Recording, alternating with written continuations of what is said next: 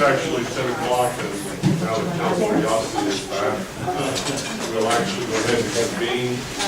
I'd like to just let folks know in case there's any questions, we'll answer those early on in the meeting. This actually is not a public meeting.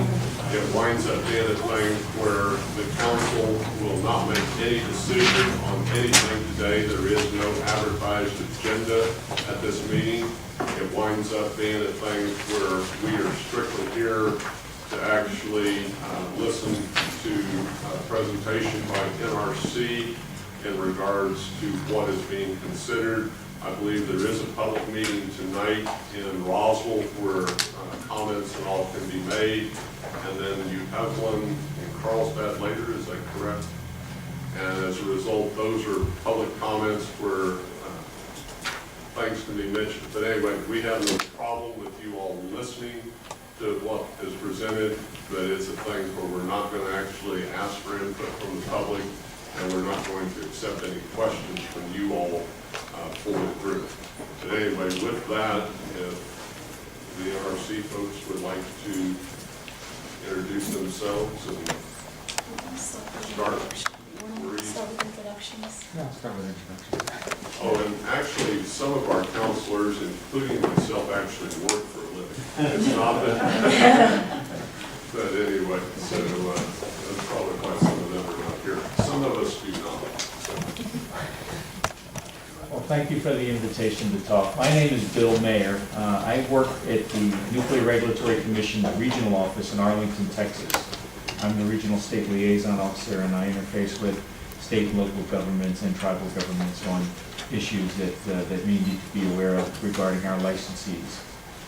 My office performs the inspections of facilities such as the one that's being applied for currently, and they report those findings in inspection reports that they issue from time to time. Good morning, my name is Jill Caverly, and I'm going to be the environmental project manager on this application process.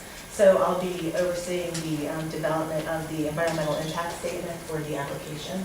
I'm assisted by Stacy and Bowden, and our contractors from the Center for Nuclear Waste Regulatory Analysis, who will be here to support us on the review. So I'm Cynthia Roman, I'm the chief of the environmental review branch. Staff in my branch is going to be performing the environmental review for the Holtec application. I think I mentioned everybody's name. So we wanted to meet with you today to get just any comments that you might have on the review. We are basically receiving comments to define the scope of the environmental review. Environmental review is just starting. Once we have a defined scope, we get input from the public tonight, tomorrow, and Thursday. We will prepare like a summary of what the scope of environmental review is going to be, and then we'll start the detailed review of the environmental aspects. Today I don't have the safety reviewers with me, but there's going to be a parallel review, and Jill's going to talk a little bit more about that. But they are going to be there tonight as well, listening to the comments from the public. With that, I think I will let Jill do our yes. Okay, sure. So, do you want to go first? That's fine, or we're pretty informal. Okay, so I'll just put my notes here. So as you know, we have we're in town, and the reason we're in town is to really reach out to the local officials and the public to hear information about the project that can be pertinent to our review.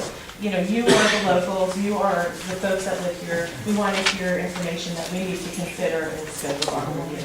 So let me just go through an abbreviated presentation. We have a longer one presented that we'll present tonight for the public, and we'll also have a court reporter available to record all of the comments that we'll be receiving. So I think with that, I'll just give you an abbreviated presentation, and then if you have some information to share with us, we'll take it in a minute. So So as you know, we've received the Holtec application, and that is for a 40-year license, and it's under 10 CFR Part 72, which is the regulations that oversee the storage of this type of material. Holtec has applied for the first phase of up to 20 phases, and that phase includes up to 500 canisters of spent nuclear fuel for storage. It's anticipating the next 20 phases to include 500 canisters each, for a total of up to 10,000 canisters over the next 20 years. So it's important to note that we're here for the first phase of the licensing, which is the first 500 canisters, and that the additional phases will require another review by the NRC for both the safety and environmental for each of the additional phases. As you're well aware, the Holtec site is located halfway between Carlsbad and Hobbs, and so it's pretty much equidistant. That's why we selected some of the areas around Carlsbad and Hobbs to come and reach out to the citizens and the local government to get information. So the type of system that has been applied for is called the High Storm UMAX system. And it's a dry, in-ground spent fuel storage system. And we have I think on the handouts here, we might have a copy of it. So if you look at one of your handouts, this is an artist's rendition of what it's going to look like. And each one of those modules holds one canister. And it's important to know that the canister transfer facilities will be underground. So just to give you a little bit of background on the NRC's process, we have sort of a three parallel phase process. One is the environmental review, one is called the safety review, and one is the adjudicatory hearing process. So we're here as part of the environmental review. We're going to be looking at the application and developing an environmental impact statement. And that's going to tell our managers what the impacts of the environment are. Similarly, we have a safety review team who's going to be looking at the same application from a safety perspective. And they have a set of regulations that has to be met before we can consider the application, consider issuing the application. And that analysis results in a safety evaluation report. So the third process is the adjudicatory hearings.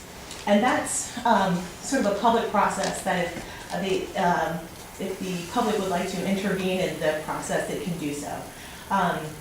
So those three processes result in the input into the licensing action. We'll have the EIS, the safety evaluation report, and whatever the results of the adjudicatory hearings are.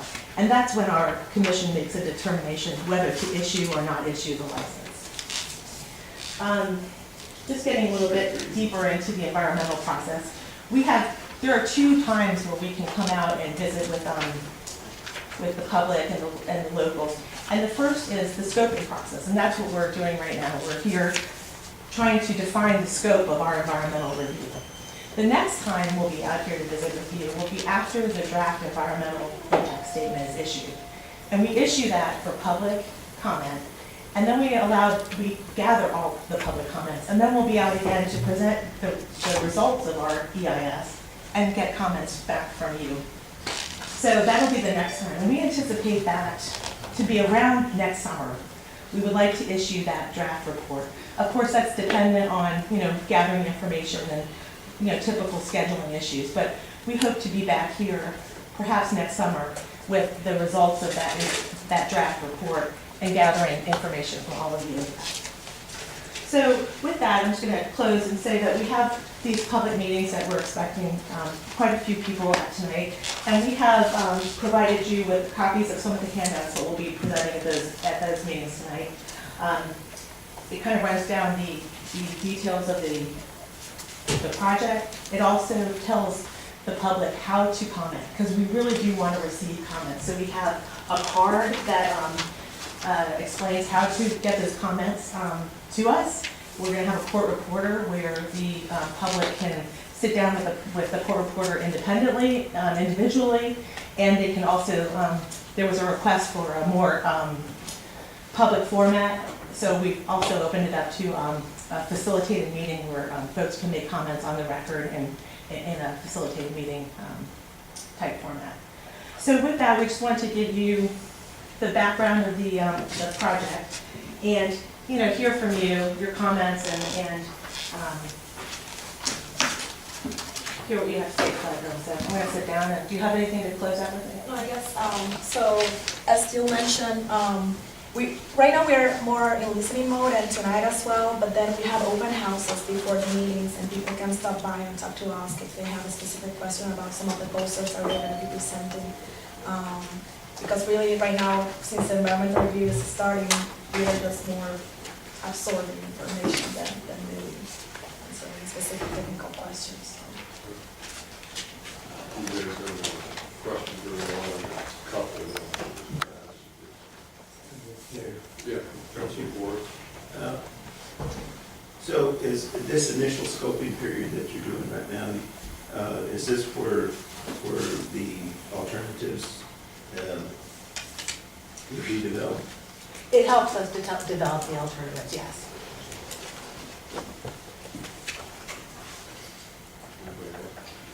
One of the questions that I had is, because I know a lot of these are located very far away from this area where they are currently. What is the anticipated transportation method? Is it largely by rail into this area, or would it be by truck? Because I know most of our whip shipments seem to come by truck, but I was just curious as to what you anticipate is the transportation into the facility if it was approved. I think it could be both, but I think that rail and truck, but there is a rail spur plan for the application. So you anticipate that it's probably more rail just because of the large distances that it's covering? Is that a fair assumption? There is part of the application that's requesting a rail spur.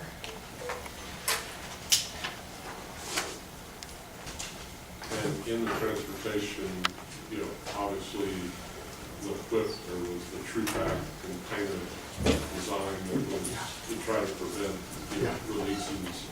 I assume you have some type of container in here. Does it give much description about the container material in the transportation? That would be part of our safety review.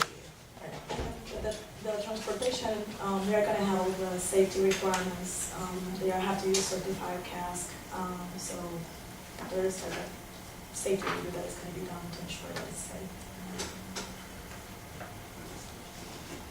Yeah, Councilman Moe. Will some of the Holtec individuals be at these other meetings that you're going to have?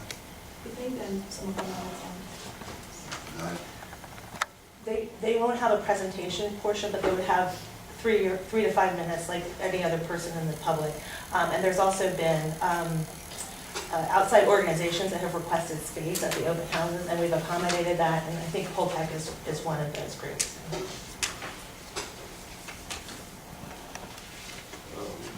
The facility at Halfway Bar, is it actually going to be on part of that private land that's there, or will it be on some of the adjacent federal or state land? So the project is private land, but the, and I'm just trying to recall this, so please don't quote me on this, but I recall that the rail spur will be going through BLM land, so there'll have to be some federal involvement.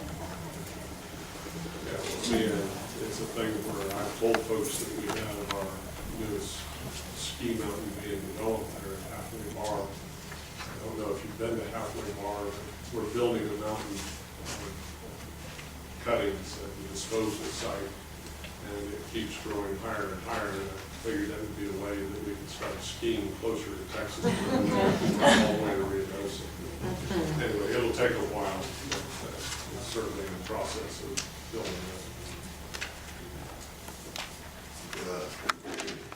Once again, the Nuclear Regulatory Commission, what are you going to do with this particular waste, since this is just a temporary facility? what are you gonna do with it when that time frame is in it, that it's not temporary, it's being moved, where do you have planned to take it? So NRC does not construct the facilities, we don't do not build facilities, we just regulate the applications we receive. In this case, we are regulating a facility for 40 years. We would have to analyze the impacts for the facility for that period of time. But it's not our job to really construct or build a facility. What agency will take care of that? I mean, since this is a temporary, it's touted as a temporary facility, temporary storage, until a permanent facility is built. I think DOE would have to. DOE. Solution. Or they don't have representatives at the meetings, to your knowledge. They decline. Any other questions this morning? Well, folks, I appreciate you all actually taking the time. I mean, it's a thing where I think it'll be an interesting meeting for you tonight in Roswell and later in Carlsbad. But anyway, we appreciate the insights and to figure out if we want to make comments individually as how we might be able to do that. And I do appreciate the information. Anything else before we conclude? That's all we've got. Thank you. Thank you. Thank you.